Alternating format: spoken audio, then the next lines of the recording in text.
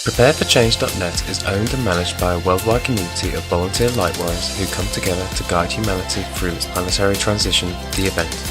PrepareForChange.net sets the example by working for the greater good and was created at the request of the resistance movement. If you are moved to help us help the world, why not join us today?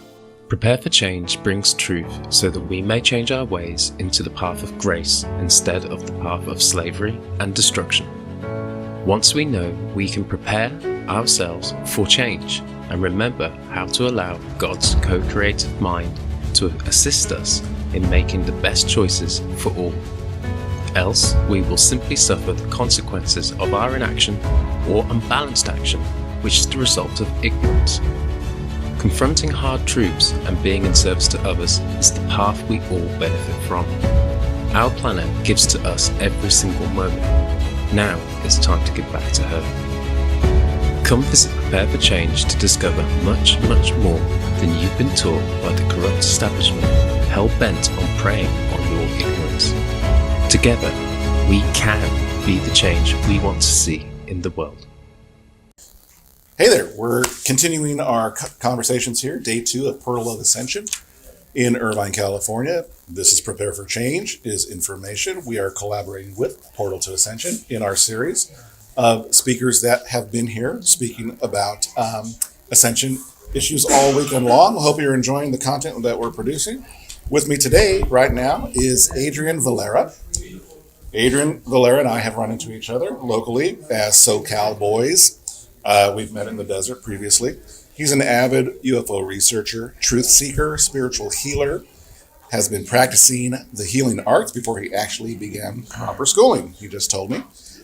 He studied and practices massage, aromatherapy, reflexology, acupressure, cranial, sacral, ear candling, and many other modalities. In the early 90s, Adrian began channeling through meditation and other modalities such as energy and light work, as well as crystal healing and activating planetary earth grids. So he's a pretty woke kind of a dude. He's also the guy behind DisclosureFest Foundation. And that's a fantastic event in Southern California, right in downtown LA. It's been remarkable. So congratulations. Thank you. Let's go into that. Yeah, thanks for having me. And yeah, it's my first time. So going into, you mean the Mass Meditation Initiative? Well, actually, what I didn't say was I was familiar with you because you were doing the good deeds, you're doing the good work. I know that you're an environmental activist, and you were organizing like beach cleanups and other environmental trash type of cleanups and things like that. So that led you into, somehow your path ended up in music as well. And grew up sort of in the music hotbed of Southern California, hipster music scene, Highland Park. Yeah. Very cool. So what you've done is put together sort of your own personal interests, experiences, and sort of, I think, your mission, right? Yeah, right. Yeah. So, 20 years in the music industry, in different facets, discovering bands and getting them up to a certain place as a concert promoter, and then going on to record labels and, signing other artists to record label deals and then going to management. So it was kind of a well-rounded music industry career, like 20 years. No kidding, really. Through that whole time, I've always been into the spiritual realm and raising consciousness and vibration. And in the early 90s, actually 1990, there was a UFO contact that I had. And that's kind of what really started the activation within me. And then from there is where I was tapping into a lot of the healing stuff that I was doing. I was kind of already going to school for massage and, different types of, modalities. Some of the basic stuff like aromatherapy and acupressure and things like that. But doing that was, touching the body and really talking to people and really getting these energies circulating within the body. But after that UFO experience in Encino, of all places, that's where my parents were living. I was in the garage, the room connected to the garage. I was wondering if it was after like a studio gig or something like that, because so much recording, right, takes place. This in the was valley all like, there. I went back now. This is before the music industry, Oh, okay. Yeah. you know, and it was in the backyard, and there's a lot of information, and that just sparked up this channel. From there, I like went vegan, and that opened up my channels a lot more, just going plant-based. From there, like a lot of my meditation practice was getting more and more intense, and then energetic forms of healing started coming through from these meditations. So I'm like learning all these, like, physical and Eastern, ways of doing different types of healing arts. So you're learning those things, but does it feel like it's something that you're relearning? Was it something Always relearning. always Yeah. just sort of had tapped you into something that was nascent in you anyhow? Yeah, back then I didn't. I mean, it's as you grew more, as I was getting deeper into it, then I'm remembering that this is just remembering. Exactly. Sure. I feel like that's what we're all doing. So that helped me a lot, and growing that way and channeling, got a lot of information came through to start doing this crystal healing and some of the light energy work that I was doing. And when I'd go on road trips, I'd always feel like I was doing something beyond going on a road trip. I always find that interesting. I've got an association to the music industry as well. Who doesn't? Growing up sort of in Southern California. My brother has been in the industry for a long time, representing a lot of singer-songwriters, and got into music publishing. But I'd always wondered, having spoken to musicians, playing music myself, what the life is like when you're sort of on that road. If you don't have something outside, going to sleep, waking up, showing up, playing your gig, you've got to fill a lot of time in between that type of thing. You were filling up that kind of time, but the type of groups that you were working with, Hoobastank, Lincoln Park, a couple others I know, not familiar with the names, I know those couple. Some of those guys, was what you were experiencing sort of simpatico with kind of that lifestyle, or did you find yourself sort of like as a thought leader or something like that? Did you start noticing, hey, I'm getting into healing and crystals, and these guys are kind of into a rock and roll lifestyle, or there are some spiritual, esoteric, seeking type other people? Did you start finding people that way? Great question. You really led that really perfectly. So being into like a higher consciousness, constantly just kind of learning to open up my channels more, and then being in the music industry, I always felt like the music industry is a podium for a lot of ways to get information out.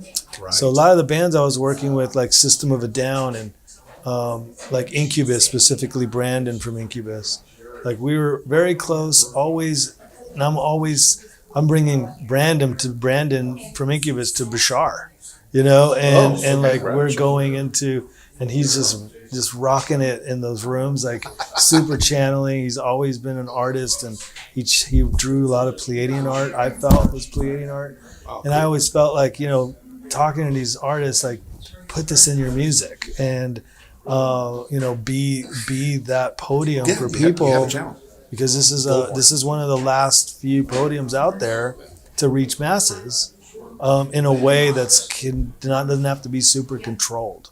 Because somebody in a bedroom listening to a song and then really wondering what that means, and then tracing that back to an interview or something where this artist can kind of explain it a little more, can lead people in it's not so wide open that he's talking about super deep stuff that can really activate your channel and the people around you and create this mass activation thing. Because when it's just blatant in your face in the news or something, it's so controlled, and it could be snuffed out right away because there's so much control for certain information. Well, there's always got to be a single. And what's interesting at sort of the time that you were in the thick of it, the throngs of it, was still sort of the opportunity that CDs were being sort of sold and albums were happening. So there can be deep tracks within an album. Of course, when you look at the classic rock and roll type of days, there was a lot of esoteric secret type of occultic information in all the Right. major rock and roll bands. So they were very much channeling that type of stuff. Oh yeah. A person that always comes up in my field, and I still haven't ever gone down the path with it, was the guy. He's always coming up, and now I forget his name. The guy that was close to the British royal family. That handler that was sort of into the pedophilia stuff too. It'll come to me. Okay. It's gonna have know. to, because I'm drawing a blank. We'll get that name. We'll come Yeah, back to we'll that. figure it out. But anyhow, it's sort of kind of been a channel to, Yeah. if you're going to get to the top sort of there, it is a podium. There was amazing singer-songwriters that touched upon spirituality and put that in their Yeah, music. and So- a lot of people, it did reflect in a lot of different communities as well, and there were from that a lot of different communities that ended up being more mindful and conscious and spiritual.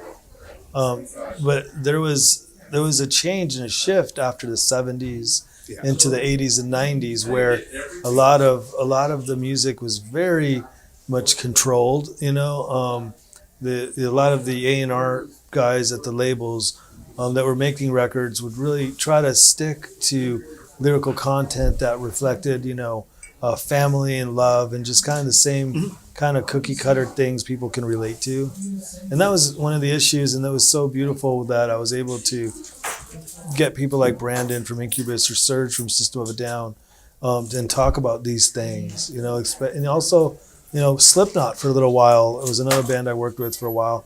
And, the thing is, it just got to a point to where once the fame really crept in, like, they would go back to the normal things that people can relate to and keep the paradigm going. So it kind of made me leave the music industry. It was one of the main things. I felt like I spent 20 years doing something that I wasn't able to really, but the good thing about it, I was able to get so much information and knowledge on, on organizing on organizing you had an amazing events, experience and of that, yeah, radio, and the record Promotions. labels, and just management and sales and all of that. Like, I'm super well rounded in the music industry, which is interesting because after all of that and a very intense, dark time in my life, I came out of that with all this beautiful shadow work and started writing a movie. And this movie got finished, then funded, and about to get filmed and casted in Guatemala. And then I did a meditation where Spirit came through strong and clear to put that on hold and start DisclosureFest. And What time period was that? this was end of 2016, Right, 2017, like right around there. And that's where DisclosureFest happened as a community and initiative-based nonprofit platform.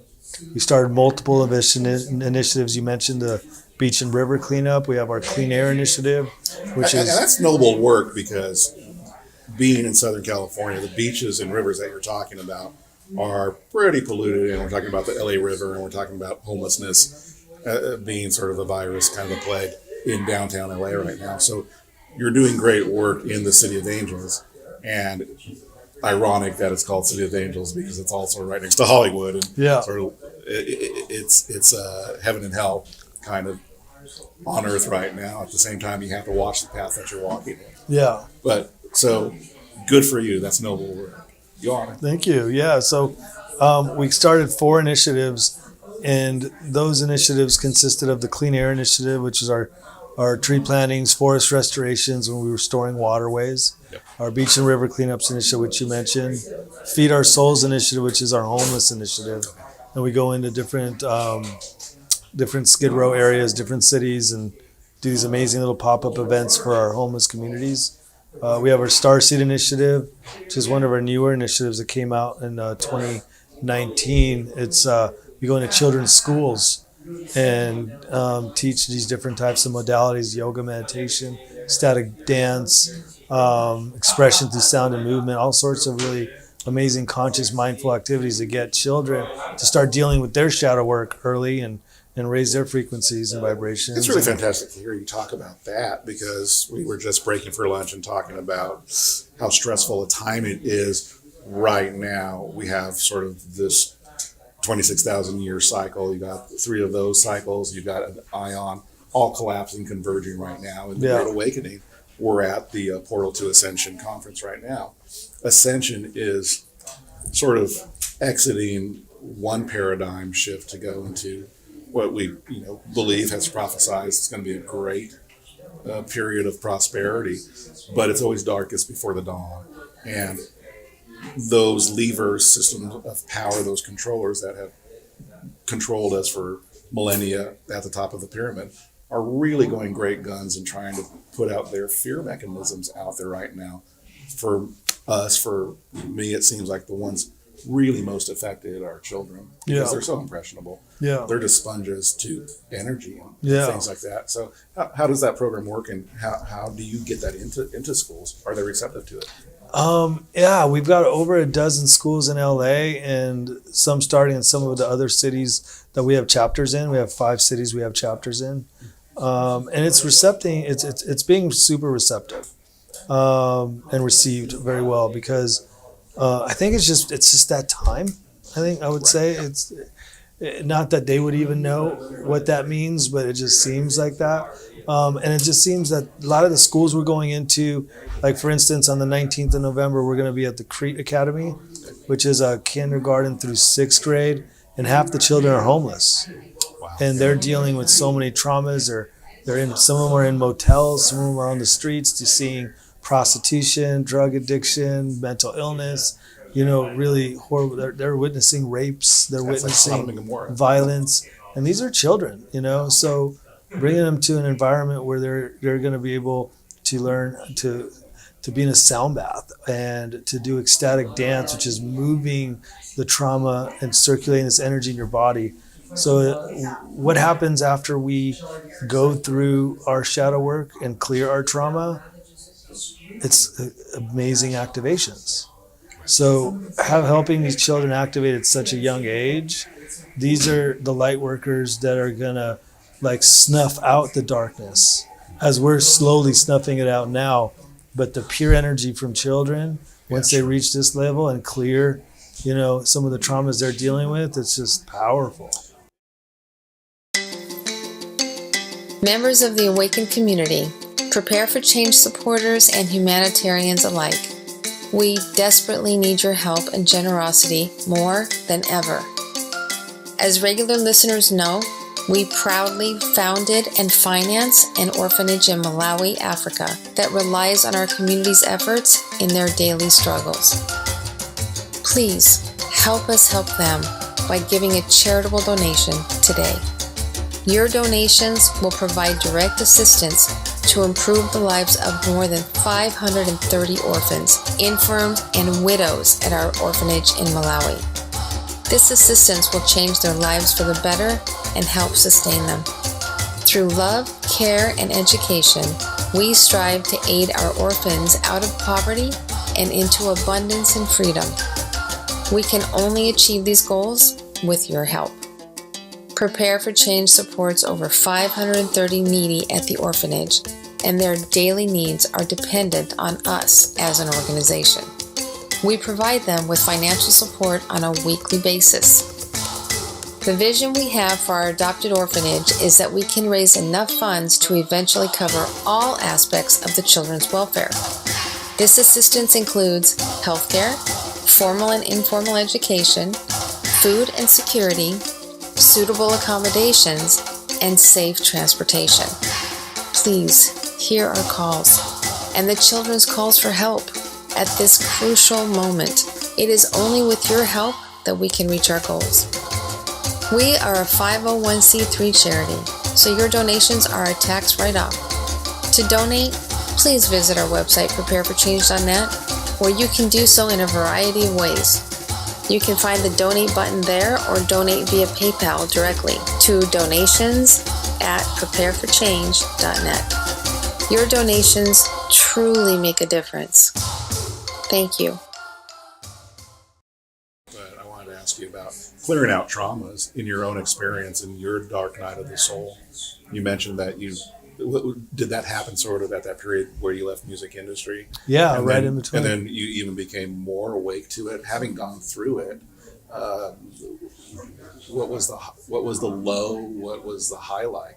And having gone through that, you can understand.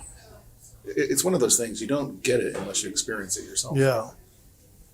Wow, that's getting into some deep stuff.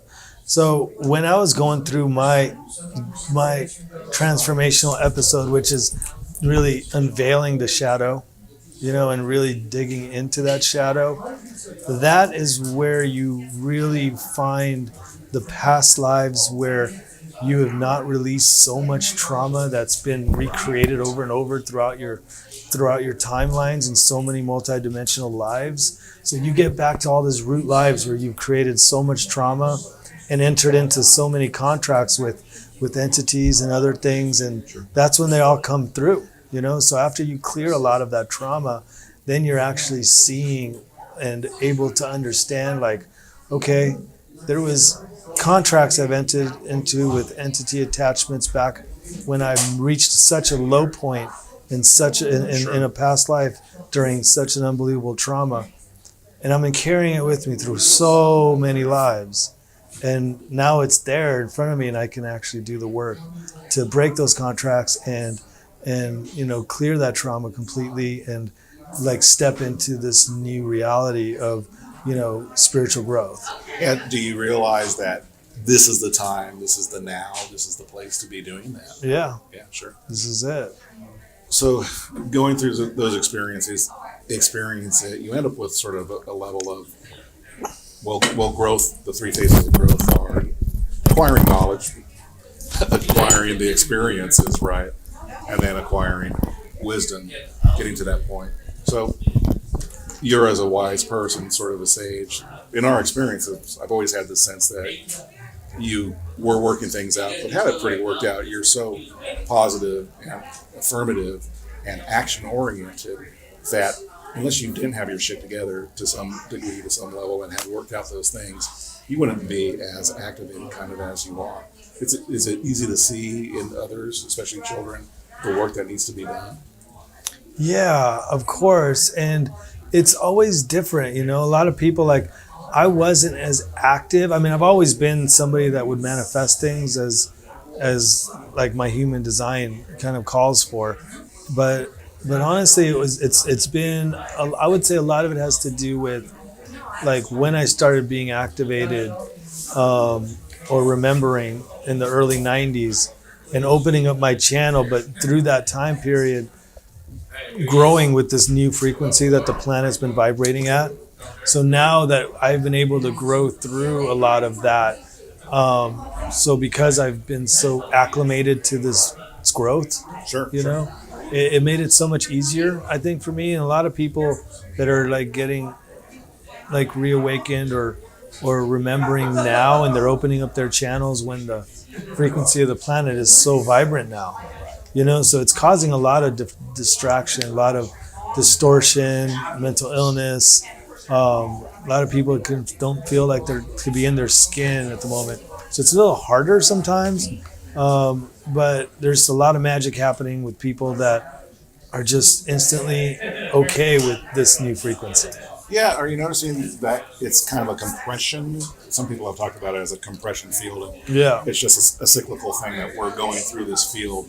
And so it's really, really, really making people, investigate those traumas and release them. Because you've got, like you said, lifetimes of them, and they're all like culminating right now. Knowing that, walking that minefield, you're also a healer. You're empathic, obviously, and sympathetic to the people that are going through this type of stuff. What's the mission of DisclosureFest? How does the process work? Does is it nonprofit, and do the funds go back into sort of all this great work that you do? Yeah. So it is a 501c3 nonprofit. Basically, like, none of the officers even get a salary. We're not in this for any monetary gain. Basically, so one of our initiatives called the Mass Meditation Initiative. That's probably the one you know of the most because it's our festival.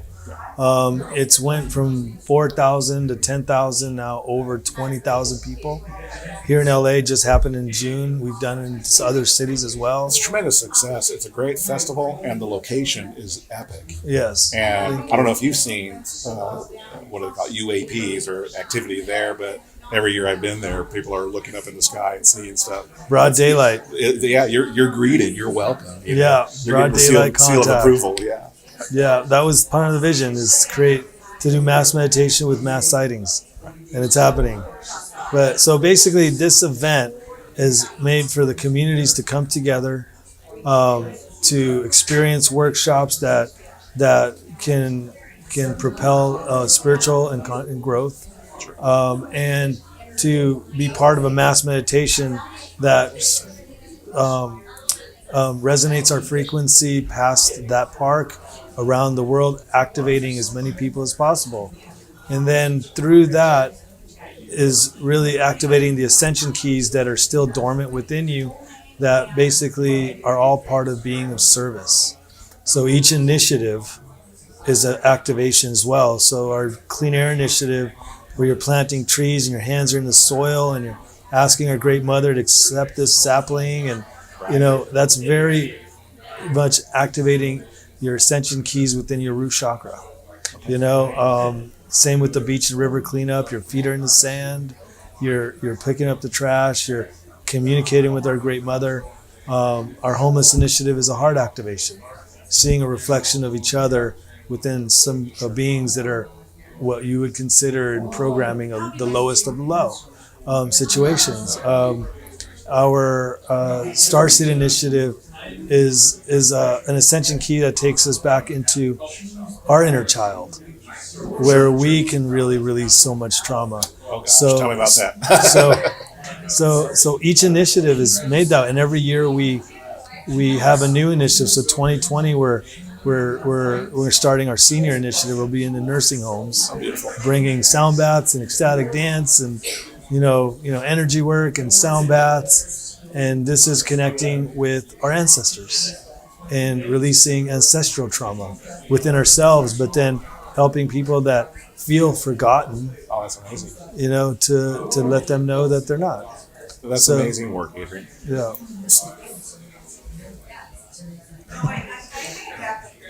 You got this. It looks like it's completely upside down now. Oh, it is completely upside down now. We'll just edit that part out. Yeah. That's really awesome, Adrian. That's pretty amazing. So to synthesize that, what's kind of cool is you've got these pathways, modalities that you define that are working in certain areas and certain targets. But then you've also got was it considered the mass meditation that you did in Washington, D.C. this year? Was that the first time that you did that? In D.C., yeah. Yeah.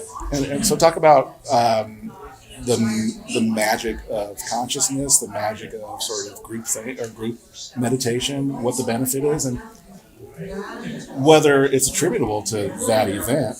We're still seeing all kinds of crazy things happening, U.S. side at least, and still globally. Yeah. So the idea of numbers coming together to affect change.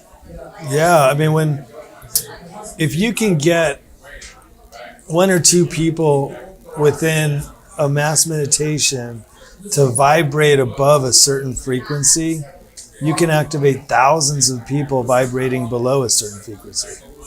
Now, figuring out the math on that is a little technical, and some people have. So when you're in a place like Washington, D.C., and the auric field of this meditation we're in Lincoln Memorial, so everything around it's all the buildings that run the planet. And we're expanding our frequencies into these areas where people can be activated that are actually running the planet. So that was kind of the mission behind that, and we have a few other missions to take it to other places that are power points for the planet. And that's kind of it. And when you bring the collective together, like we're remembering the oneness of the universe, we're remembering what it feels like to be connected to the universe.